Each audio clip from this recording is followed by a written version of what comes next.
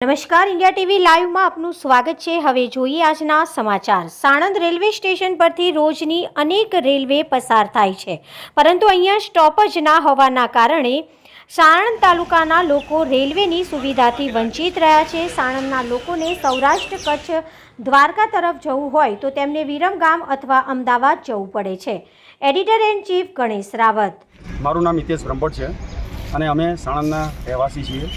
સાણંદની અંદર અત્યારે ઔદ્યોગિક ક્ષેત્ર અને અન્ય રીતે સાણંદનો ખૂબ વિકાસ થયો છે। સાણંદની લગભગ 1 લાખથી વધારે વસ્તી છે। સાણંદની અંદર પરપ્રાંતિયો એટલે બહારના રહેવાસીઓ પણ આવેલા છે કે જેમને રેલવેની ખાસી જરૂરિયાત પડે છે।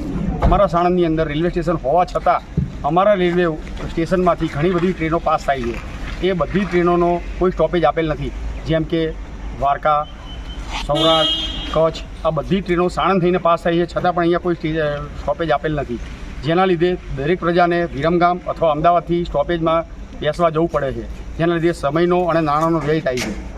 સાણંદની અંદર આ પ્રશ્ન માટે અમે વારંવાર ઉચ્ચ કક્ષાએ રજૂઆત કરી છે, રેલવે તંત્રને પણ રજૂઆત કરેલ છે। અમારા મિત્રો દ્વારા, સાણંદની જનતા દ્વારા વારંવાર રજૂઆત કરવા છતાં પણ કોઈ પણ જાતનો ઉકેલ આવતો નથી કે કોઈ સ્ટોપેજ મળતા નથી કે કોઈ જાતનો અમને સારો જવાબ મળે જ નથી। અને આ વસ્તુના અનુસંધાને અમે અત્યારે આ ચીમકી આપવા માગીએ છીએ કે આ બાબતે અમે ઉચ્ચ કક્ષાએ રજૂઆત કરવા છતાં કોઈ અમારી પ્રશ્નોનો નિકાલ નહીં આવે તો ઉગ્ર આંદોલન આપીશું।